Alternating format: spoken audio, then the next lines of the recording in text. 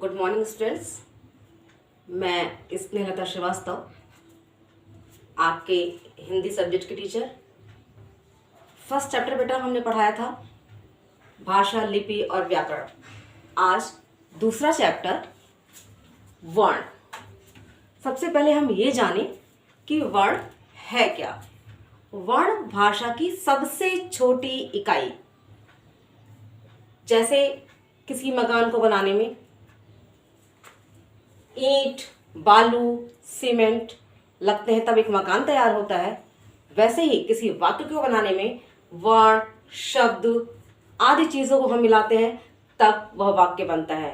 तो भाषा की सबसे छोटी इकाई वर्ण। वर्ण जिसके हम टुकड़े नहीं कर सकते वह वर्ण कहलाते हैं। सबसे पहले बताएंगे वर्ण के भेद। वर्ण के भेद 3। पहला स्वर, दूसरा व्यंजन, तीसरा अयोगवाह। वर्ण के 3 भेद: स्वर, व्यंजन और अयोगवाह। ठीक। स्वर के 2 भेद: ह्रस्व, दीर्घ स्वर। स्वर के 2 भेद: ह्रस्व, दीर्घ स्वर। ह्रस्व का मतलब ही होता है छोटा और दीर्घ का मतलब होता है बड़ा। जिन स्वरों को बोलने में कम समय लगे वह ह्रस्व स्वर, और जिन स्वरों को बोलने में ज्यादा समय लगे वह दीर्घ स्वर। ह्रस्व स्वर होते कौन कौन से हैं? अ, छोटी ई, छोटा ऊ और री। और दीर्घ स्वर कौन से होते हैं? आ, बड़ी ई, बड़ा ऊ, ए, ओ और औ। ये हो गया स्वर। अब आएगा व्यंजन। व्यंजन 3 प्रकार के: स्पर्श, अंतस्थ और ऊष्म। सबसे पहले स्पर्श व्यंजन क्या है?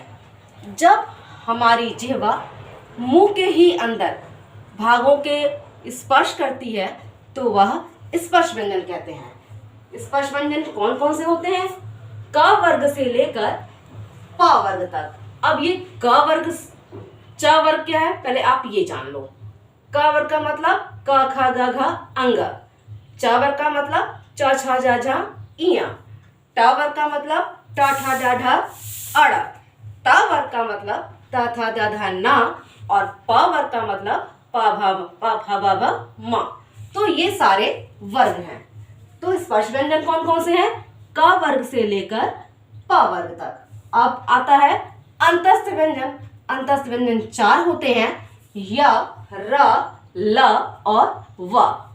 अब थर्ड ऊष्म व्यंजन। ऊष्म व्यंजन भी 4 होते हैं: श, श, स और ह। ये 4 वर्ण ऊष्म व्यंजन होते हैं। ये हो गया आपका स्वर और व्यंजन।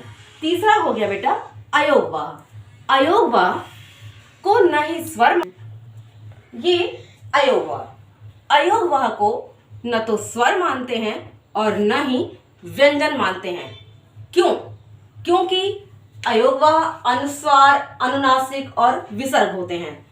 अनुस्वार जिसमें ऊपर केवल बिंदी होती है, अनुनासिक जिसमें चंद्र बिंदी होती है, और विसर्ग में केवल ये 2 पॉइंट बने होते हैं।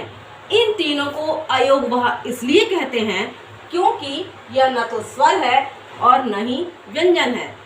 यदि हम ऊपर बिंदी लगा देते हैं तो वह न को प्रोनाउंस करता है, और जब न प्रोनाउंसिएशन होता है तो वह व्यंजन में चला जाता है। इसलिए अयोगवाह वर्ण न ही स्वर माने जाते हैं और न ही व्यंजन। अब आते हैं कुछ अन्य वर्ण। कुछ अन्य वर्ण में आगत वर्ण और संयुक्त वर्ण। आगत वर्ण क्या है? आ, ज, फ। अक्सर आप देखोगे डॉक्टर पे हम ये हाफ मूल लगा देते हैं। जमीन के नीचे ज, जिसे हम नुक्ता भी कहते हैं। फकीर के नीचे बिंदी फ। तो ये आ, ज, फ, ये तीनों वर्ण क्या है? आगत वर्ण है। और संयुक्त वर्ण क्या है? छत्री वाला छ, त्रिशूल वाला त्र, ज्ञानी वाला ज्ञ और श्रीवास्तव वाला श। छात्र, ज्ञ, श, ये संयुक्त वर्ण है। ये आपके वर्णों के भेद हो गए। अब वर्ण विच्छेद क्या है? जब किसी शब्द के वर्णों को हम अलग अलग करके लिखते हैं तो वह वर्ण विच्छेद कहलाता है। क्लास 1 to 4 में आपने देखा है, यदि हमें कमल लिखना होता है तो हम क प्लस म प्लस ल लिखते हैं, लेकिन अब ऐसा 6 से नहीं होगा।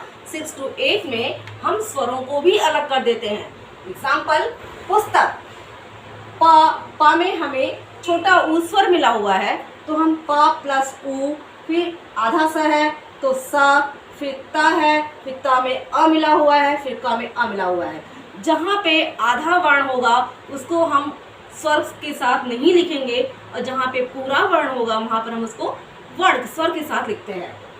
ध्यान देना, जब भी हम स्वरों या वर्णों को अलग करते हैं तो जो हमारे व्यंजन होते हैं उनके नीचे हम हलन जरूर लगाएंगे, तभी हमारा वर्ण विच्छेद पूरा होगा।